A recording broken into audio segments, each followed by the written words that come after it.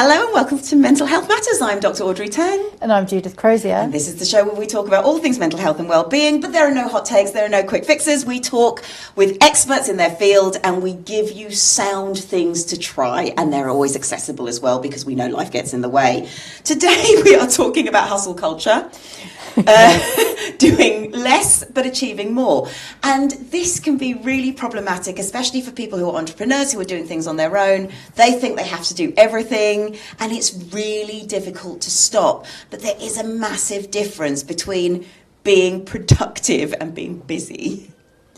There is a massive difference, yes indeed, and I know that you are the busiest person I know, but you're also the most productive.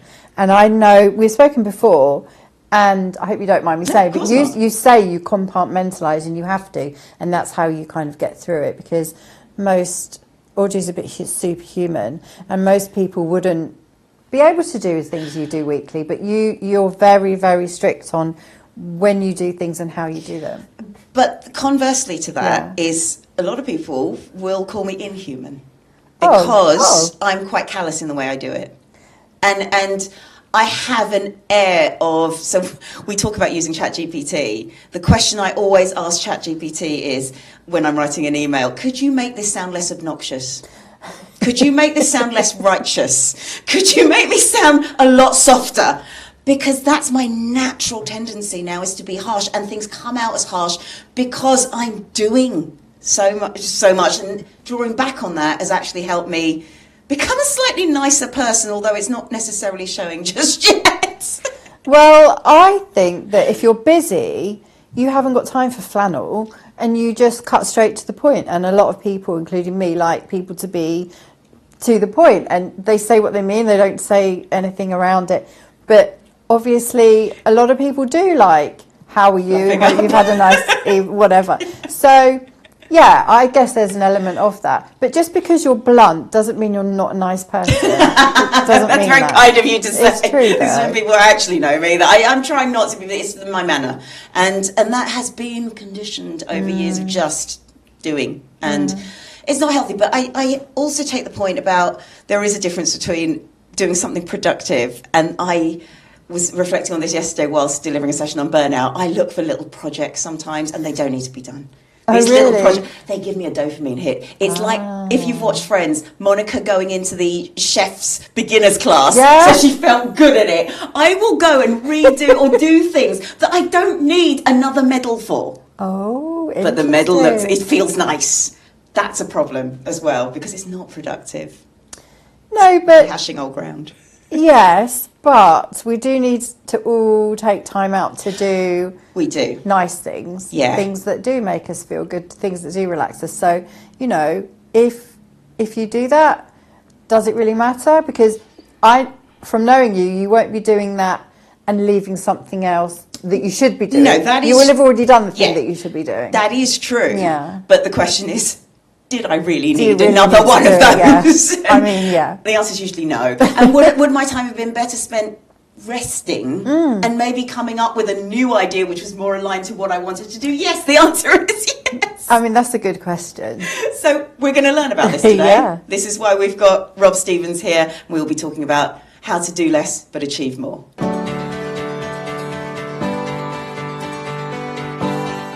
Welcome back to Rob. It's great to see you again.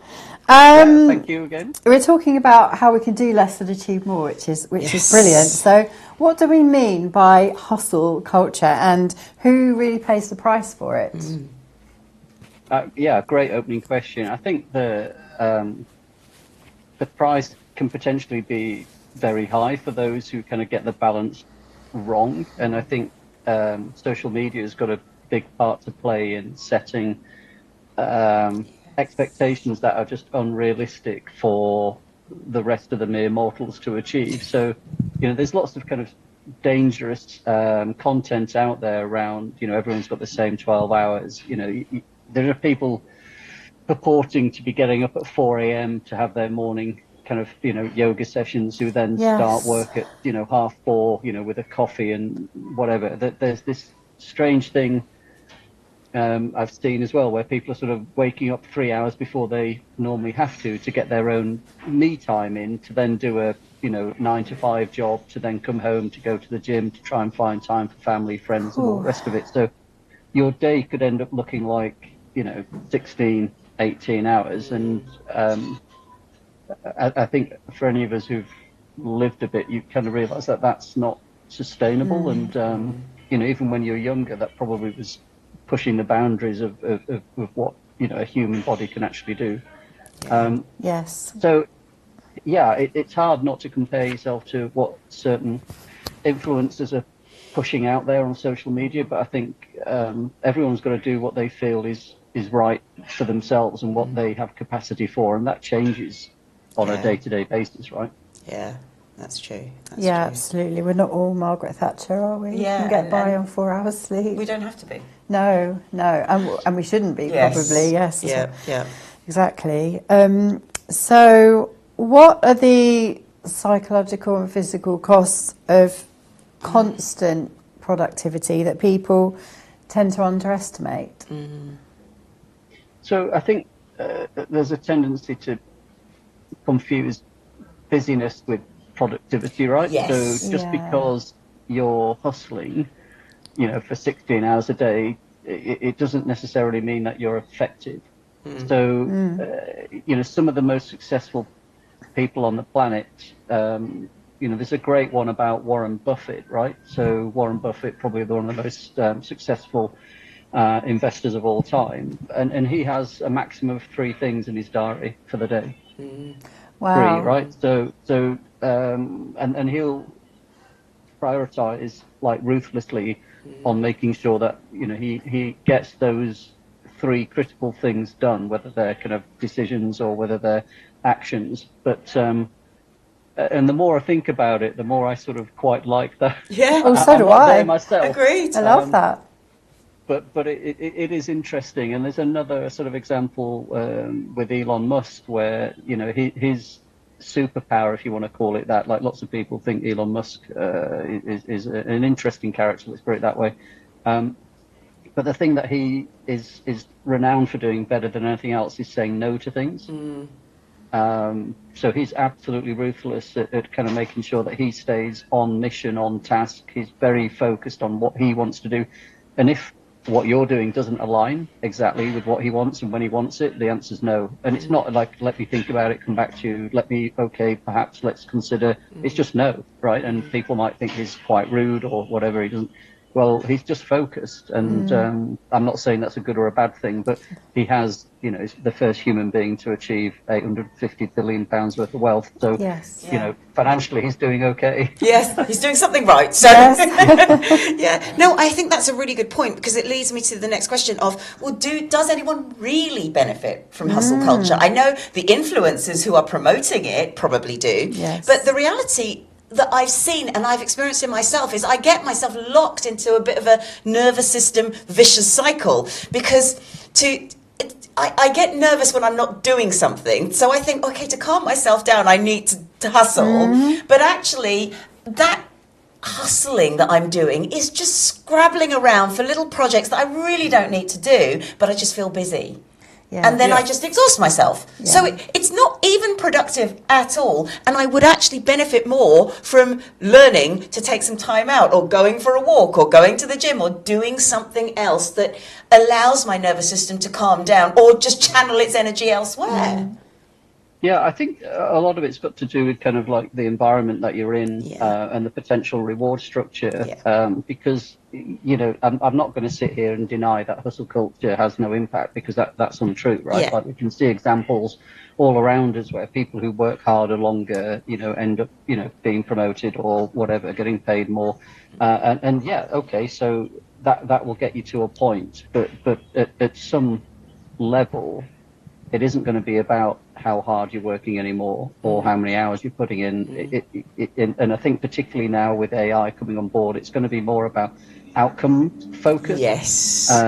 And so ultimately, what are the outcomes that are important? What are the priority?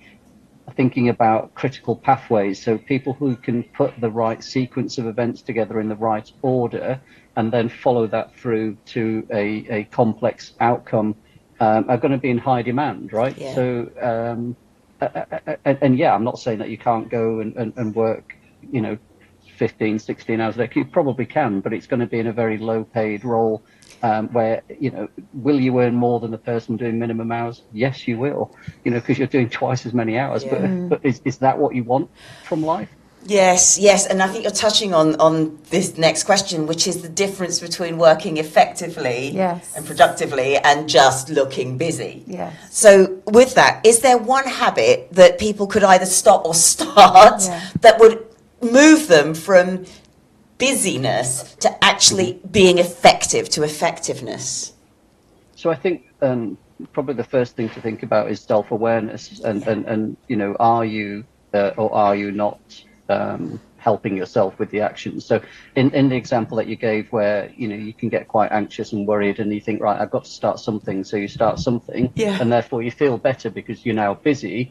But then you probably then worry and think, oh, hang on, is this the right thing to be doing? And it might not be, and I haven't, hang on, what did I need to do? So in those moments, and I've had those as well, I think we all probably have, the best thing that I would advise is just, taking 5-10 minutes out, whether you go for a walk or whether you just have a quiet moment, just to sort of really reflect, try and get your breathing under control, and then use a model which has been around a long time, but I found it super useful, and it's something that I've kind of passed on to many other people, and it's Eisenhower's priority matrix. Yes. Understanding, what needs to be done today, and am I the best person to do that job? So they're your priority one. So, is the house on fire? Do I need to be calling somebody?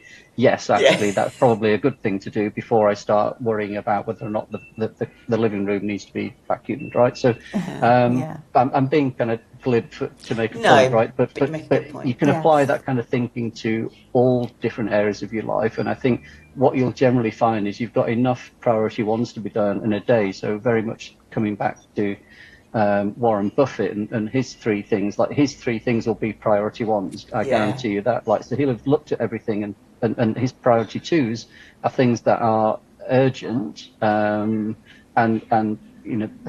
so they do need to be done, but they're probably not as important and urgent as the P1. So that's the kind of balance, is look at Eisenhower's model and then try and figure your day out and your tasks around that. And I think when you start doing that for a number of days or a couple of weeks together, you'll see a marked difference in how effective you are. And that's the thing there, is by putting a combination of events together over a period of time will give you a better chance of achieving your goals. I love that. I love that. And what we will do actually is go over to see how the Eisenhower model works.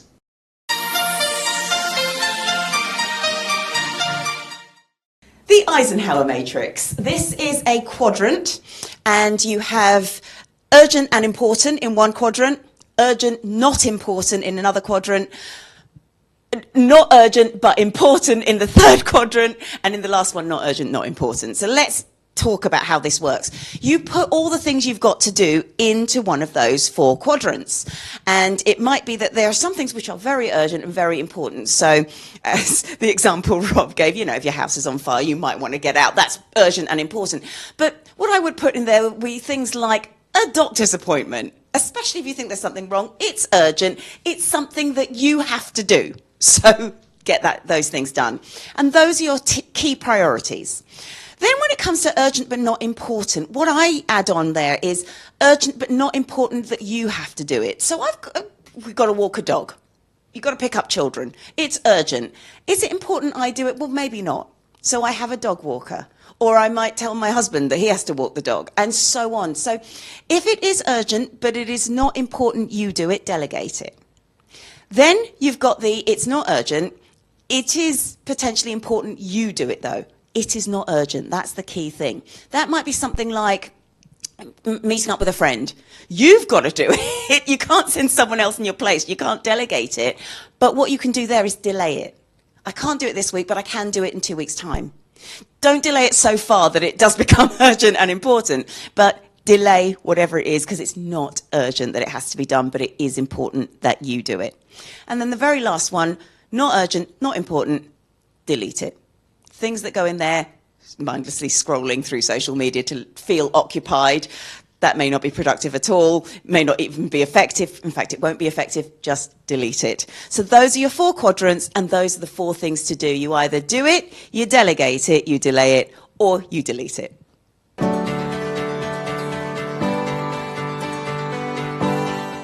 Welcome back to Mental Health Matters, where we're having a great chat with Rob Stevens about how we can do less and achieve more. So, on that note, how can someone tell the difference between productive effort and performative busyness? So I think trying to be, honest with yourself about your goals, and for a lot of people, sadly, they haven't taken time to really think about what it is that they're trying to achieve, and so therefore it's really difficult to help that individual go somewhere when they don't know where they're going. You wouldn't, go on a, somebody said to me, you wouldn't get in your car without knowing where you're going, right? It's like, because why are you sat in a car? And it's a bit like sometimes people can find themselves in a career, but not actually know where they're trying to get to. And so taking the time out to figure out like what it is that you're trying to achieve, I think is really valuable. And that does change, doesn't it? It changes with what's happening around you. It changes with, kind of what might be going on with your family or whatever, right? So I think making sure that you've got a real clear idea of what you're trying to achieve is probably the first part of things. And then once you've got that bit figured out, you can then start putting in I like to call them kind of pillars, right? So you probably want to have 3 pillars of key achievements that will support that larger one goal. And those 3 pillars are probably something that need to get done over this next year, right? So if, for example, we're talking about, I want to be promoted. Okay, fine. So in order for that statement to be true, what are the next key things that becomes your critical pathway that you must do in order to get that outcome achieved? And once we know those 3 pillars, they then become your more sort of like medium term objectives, the longer term being the promotion. Then you've got your medium term, and then each of the pillars have probably got 5 tangible behaviors or actions that you can do on a daily, weekly basis, right? So you could then go, right, in this day I need to get this and this done to make sure that I'm working towards that pillar goal. And I think that kind of like systemized approach to things, if you can align that with your business and life objectives, will then give you like a model that you can apply and reflect back on to say. And it's interesting because what normally happens is people can remember the one thing and they might remember the 3 things as well, and then the 5 each actions that kind of build up that pillar, they probably know some of them, but like subconsciously, if you've written them down, you've gone to the effort of making that document, you often find you reflect back on it, it's like, oh, I did do that, like, oh, go me, right? Like, well done. It's true. And so it's a nice thing if you're driven by those kind of like micro achievements and you like the kind of tick box approach and systemized then it's a really good model to use. Yes, agreed, because that you get the dopamine hit every time you do that micro thing, but you have aligned it with your goal, which is the most important, because I think a lot of the time we're busy but not aligned. We're just doing. Yes, I think so. So if we work in a place that rewards overwork, how can we do less and still achieve what we need to? Difficult question, right? So and I think sometimes culturally you might be in an environment that is reflective of what we just described there, and it may have been around and predates your time with them. So I think this is one where somebody somewhere has to sort of like press pause on this and say, can I just ask the question, right? And can we have that conversation? And it might be that's the answer's no. Right, you get shut down, and it's like, no, this is how we operate, this is what we do, this is how we're successful. Okay, and I think well, okay, there's an honest answer, we can deal with that, and we've got to make a choice about whether we stay in that environment or whether we move along. Because I think if you enjoy those environments and it's something that you kind of find fulfilling, it's not for me to question. But if you're finding that it's not something that you're comfortable with, or it's not sort of, helping your mental, physical health, then I think you've got to make a choice there, right? That's going to, find an environment that you're going to flourish within, and different people want different things and need different things. So, Yes. I've worked in those, I used to work in publishing where we had like hourly deadlines, and, you've got a newspaper to get out, remember those things, newspapers, right? We had a daily newspaper to get out.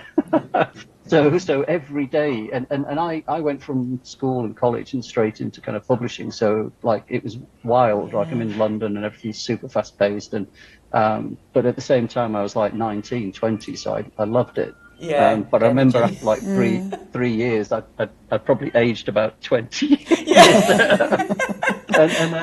And I realised that I couldn't carry it on, right? Yeah. So and some people do, and that's fine. But for me, it just wasn't somewhere that was a healthy environment. I think that's a really honest response, and I think we do need to look at ourselves honestly as well. Yes. And it's not just, is this the environment that mentally I can cope with, it's also physically, as I get older, that I can't hustle quite as much as I used to, because I just don't have the energy anymore. Yeah. So on this doing less, what does that actually mean, and what does it not mean? Because I've been using this phrase, I used to use this phrase, clearing deck chairs on the Titanic, to talk about managers who actually just busy themselves doing stuff that's not relevant, and actually they're not dealing with the actual thing. But I think this can concern entrepreneurs who are lost in hustle culture. But instead of giving an example from entrepreneurs, I'm going to give you an example from my school days, where I spent all this time drawing the most beautiful exam revision timetable. Oh. Straight lines, coloured in boxes, all of those things, not revising. Yeah, I did the same. Not revising. So I learned after that. But where does stepping back actually lead to a better outcome? So where can we do less and actually achieve more? So I think, again, it comes back to self-awareness, which I raised before. So, being really honest with yourself about where you're most effective, and where, what is your superpower, right? Where are you the best at? And what are the tasks that only you can do, or that, because you're not going to be the best at everything, or you shouldn't be, right? We're in a dangerous position if you're the best person for every single task. So it's about, again, being really focused and prioritizing, and then working with your team, if you've got a team around you, about, okay, well, who else is going to be able to pick up, I don't know, the financial reporting? Who else is going to be able to do the tax return? Who else is going to be looking at the proposition? Who else could potentially go to that networking event, right? And if you keep coming back where the answer's only me, and you might be a solopreneur, well, okay, you made that choice when you went into it, I would imagine, right? So you're going to have to deal with it. But if you're not a solopreneur, or a team of one, then there are going to be options, and then I think it's about understanding where you fit, where you get the best outcomes, but then being really honest with your team to say, look, okay, I want to step back from these, I need you to kind of step forward and pick these up, but you can do that in a really empowering way, to say, I've noticed that, when you've done these tasks, or when you've kind of taken this on board, you've got some fantastic outcomes, and I want to see those kind of replicated, and that should be for those individuals to kind of develop their own superpower in an area that they can take forward and own. And I think if everyone's kind of in that high performing zone, then that hopefully grows that kind of culture. So you can, as a business owner or a leader, you can, and you should be doing less. Like your team, what you're trying to build ultimately is a situation where you become redundant, and the team will autonomously move forward and get a better outcome than what you'd achieve by being there.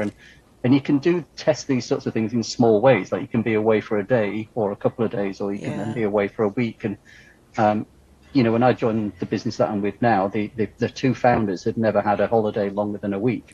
Wow. And I was like, well, that was 25 years. And I was like, I'm not joining if that's going to be the case. Like you guys, you need to be able to take a couple of weeks away. You need to be able to go travel and experience the world. And they just couldn't see a way to do it. And it did take a while. It did take a couple of years to build the people and to build the systems to get there. But now I'm happy to sort of say that one of the promises that I made to one of the founders' wives was that they would be able to take their family away for a couple of weeks without the business sort of interfering.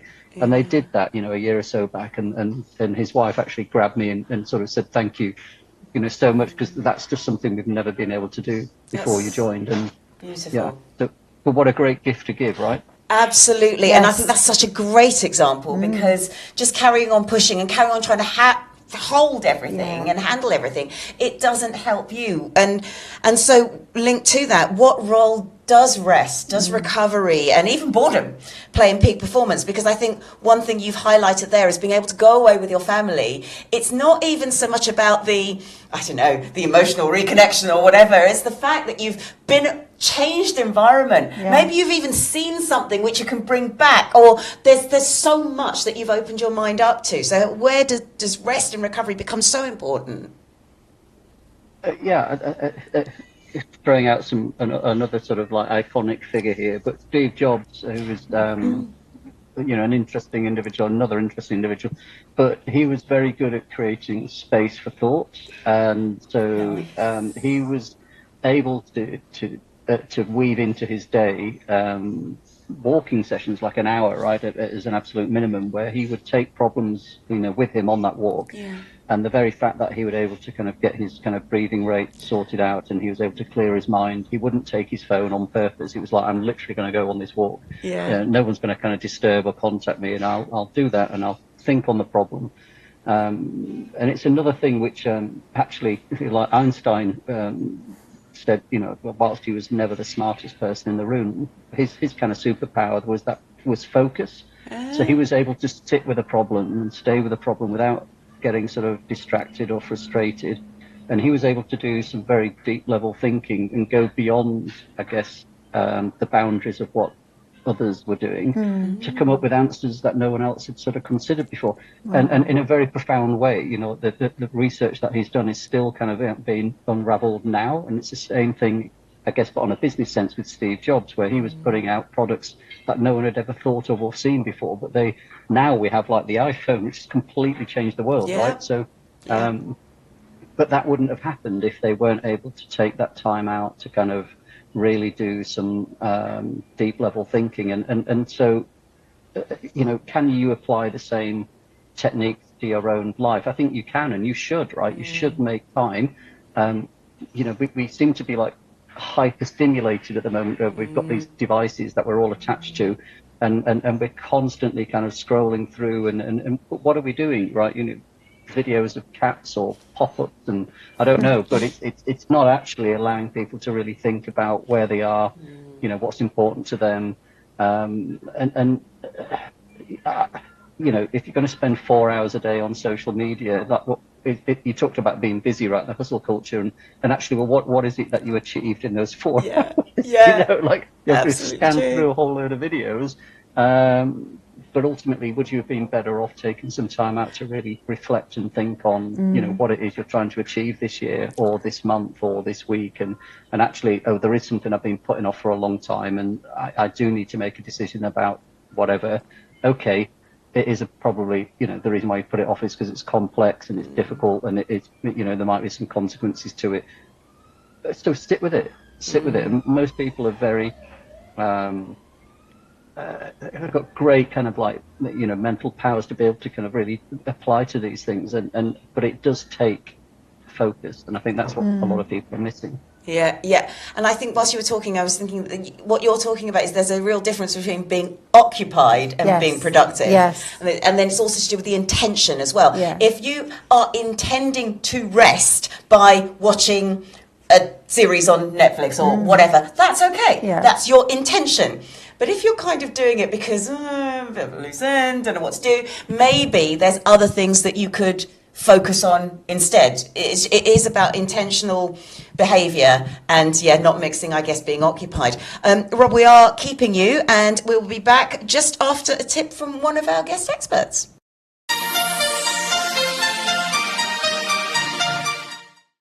Flora, what are some of the common issues that you see in teams today?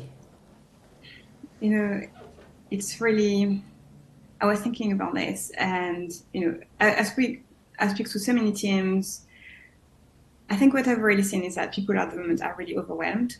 And, the world is a difficult place right now. And when you speak to friends and colleagues, a lot of people say, I haven't really slept really well. And I think everybody is struggling. And that's something that I'm hearing a lot.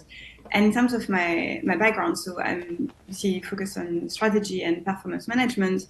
And I think a lot of the time we are lacking that clarity of what is it we're supposed to do. So think about it. You might have a team that's really constrained and really doesn't have, you should have a couple of people more, but there is not budget for it. And people have to deliver the same amount of work. And then plus whatever is happening outside of work, it's a lot for people to handle.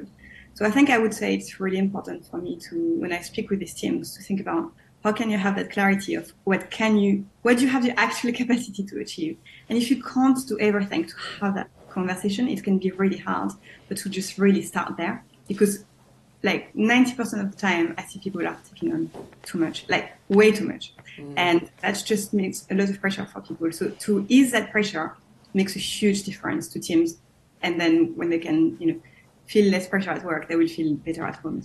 It comes back to finding space again, doesn't it? Yes. It's that conversation. It's finding the space to listen, finding the space to be able to put in the support that you actually need.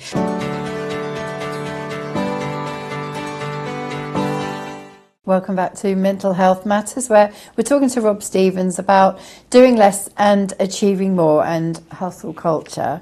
Rob, so what responsibility would you say leaders have in either reinforcing or dismantling hustle culture? Yeah, it's a big sort of part to play, right? Because I think the leader casts a really long shadow within any organisation, and so they have to kind of be consciously aware of their own behaviours, their own actions, because you can't sort of try and drive through a culture where the two things are disparate, right? So do as I say, not as I do, sort of thing. That doesn't wash, right? I mean, we learned that when we were kids. So trying to apply that kind of same thing to a room of adults is never going to fly. So you've got to kind of, take your own medicine here. And I think, I've had to create space for myself in my week, which is typically on a Friday, where I can do some thinking. I can have a moment to perhaps walk the dogs or go for a swim.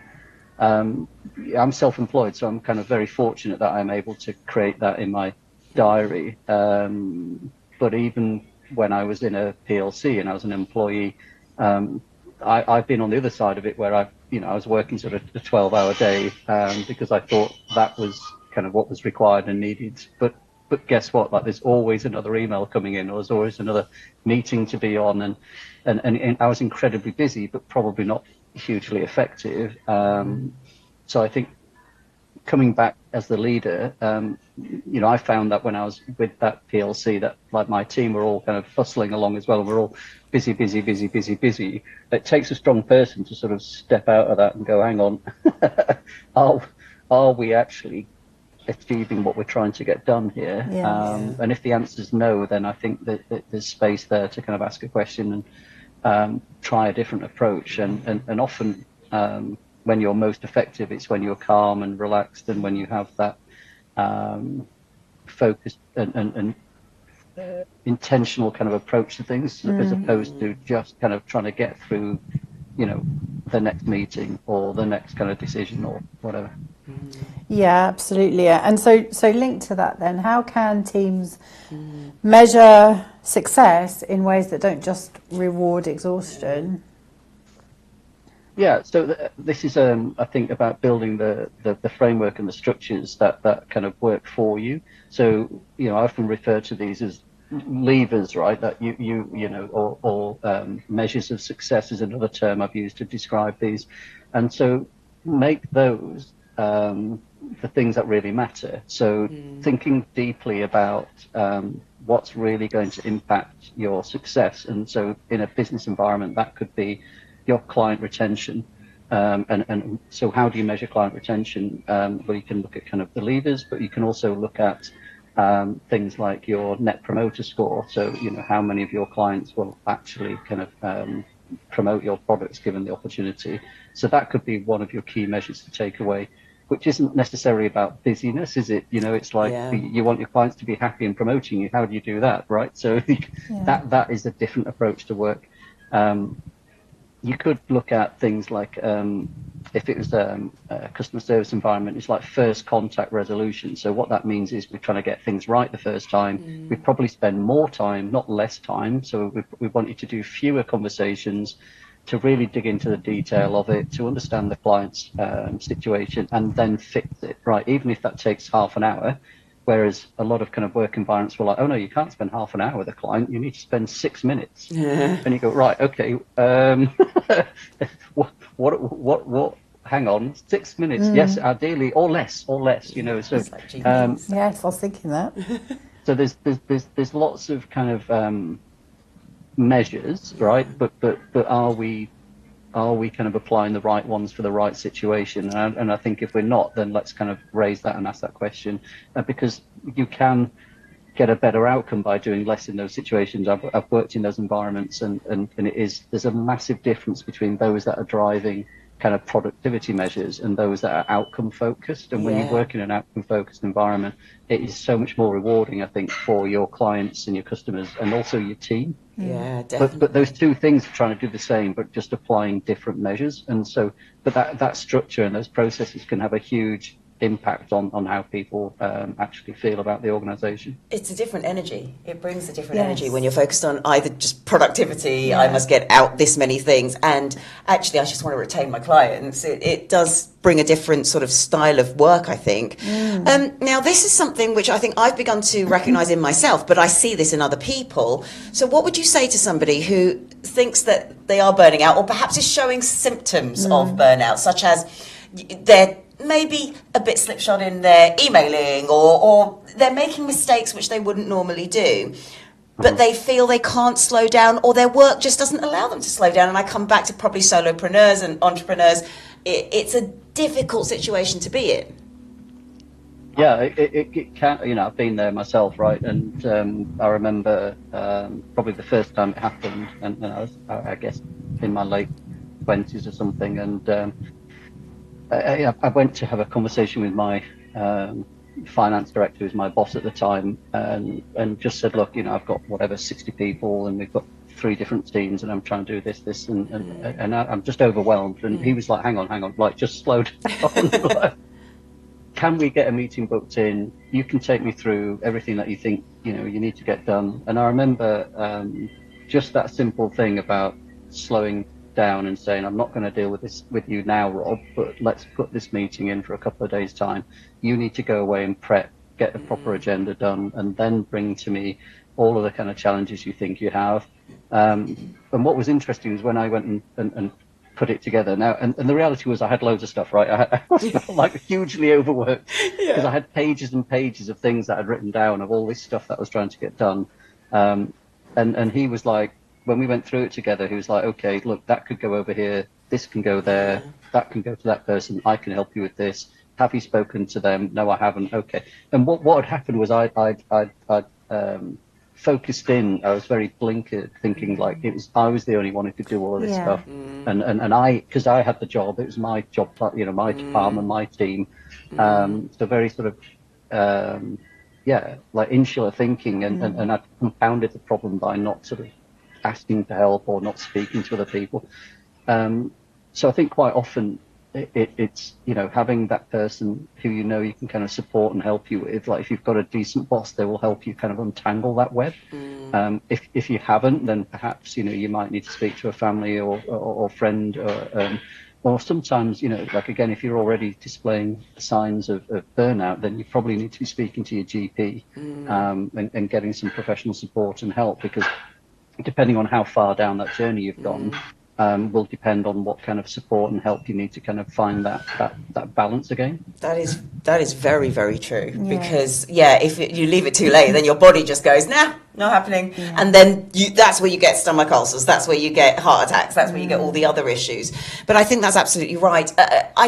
It's just such an important conversation, because solopreneurs, entrepreneurs, people who are doing this on their own, they don't always have other people because they can't afford them. No. And at the start, you're just doing everything, which is is one of those things. So kind of on that note, let's make it positive.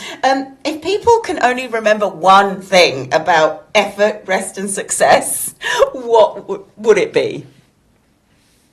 I think I'm going to go with focused, right? So spend time to really think about you and what it is you're trying to do. And that will then open up so many other doors for you, but also help you close things to say, right, hang on, because we're all very good at saying yes to so many things. We need to get better at being comfortable saying no to things, to allow that focus and direction to come naturally into what we're doing. And I think that then creates additional time and space and will help you kind of rest, but rest well in the knowledge that actually you are intentionally saying no to these things because they're not, kind of within your remit. They're not going to drive you closer to what you're trying to achieve. And like I said, if you haven't got that focus and that alignment, then, I think we've all had moments where we just seem to be doing everything for everyone all of the time. And it's just not sustainable just because some, influencer puts it on social media. That doesn't mean it's actually true. So yes, it is very much. It's intentional. Know what it is you want to achieve. Rob, as always, it's such a pleasure chatting with you and so eye-opening. Where can we find you if we want to connect and so on? I know you've been on the show before, but just for our viewers and listeners. Yeah, hopefully you'll be able to find me on Google. If you just kind of Google Rob Stevens, I operate under Optix Solutions as part of the marketing agency that I run, but I'm also available as a consultant through WaveMind, which is where I bring a lot of my philosophies, thinking into practice and help. And it is actually aimed at a lot of solopreneurs, entrepreneurs. So if you kind of like what you're hearing today and you want to know how to kind of move that forward, then please just get in touch because you are the people that I'm currently helping and want to do more to help. So perfect. Brilliant. Because we just don't have enough for solopreneurs. We really don't. So it's so wonderful to hear that you're doing that. Thank you so much, Rob. We will head over to Test the Trend.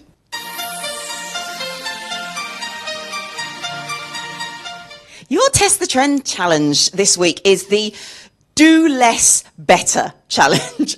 And what I want you to do is to write down everything you think you need to do. Just write down everything. But circle of those things one thing that's going to make the biggest difference. So everything you have to do, write those things down. Which one of those things is going to make the biggest difference? And this is just really, really simple. Do it.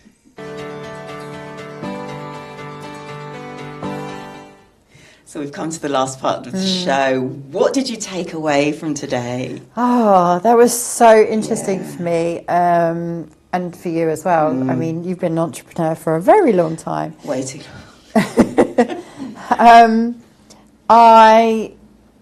I just think that we all need to be maybe a little bit more, I say all, I mean everyone, Steve Jobs in taking some time out to mull over something and also, dare I say it, more like Elon Musk and just say no. Yes! Because if people ask for help, there's people like us that would always say yes and then try and fit that help in, even if it's to the detriment of something else that we're supposed to be doing. Yes. So saying no is really hard, but actually, we could all do with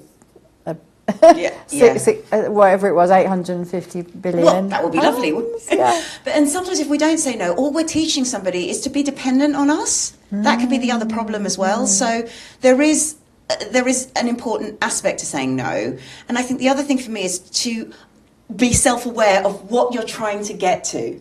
And if you don't know that, then it's so easy to go off in all kinds of directions and try anything. But actually, if you know, right, I'm trying to get there. Has this worked? No. Have I given it a good go? Yes. Right, now what? Let's try and change that. But if you don't know what that achievement is, or you don't maybe voice it because it's unpalatable, maybe the achievement that you want is, I want 850 billion. But that's okay. Yeah, it is. Yeah, that's all right. So know what it is.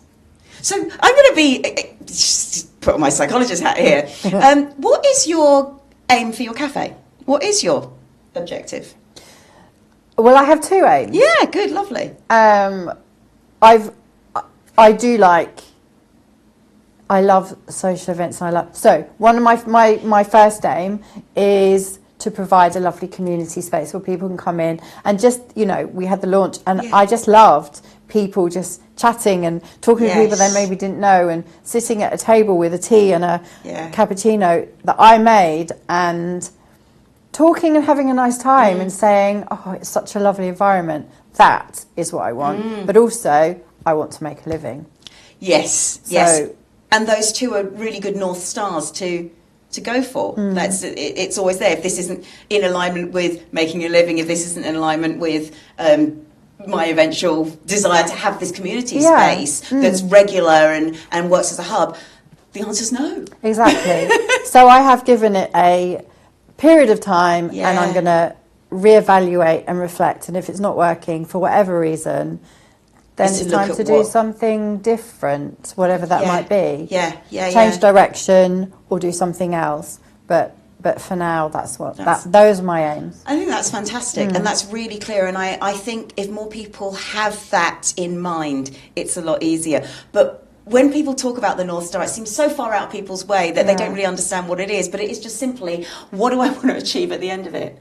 And if we haven't got there, then maybe it's time to reevaluate and do something different, because that is actually what resilience is. It's not about endurance and just trying the same thing for the next 50 years. That's not going to work, because I'll end on a phrase my husband always says is, you can have 20 years of experience where things have changed over those 20 years, or you can have 20 years of the same 1 year experience. That is something to hold on to. And on that, have a healthy week.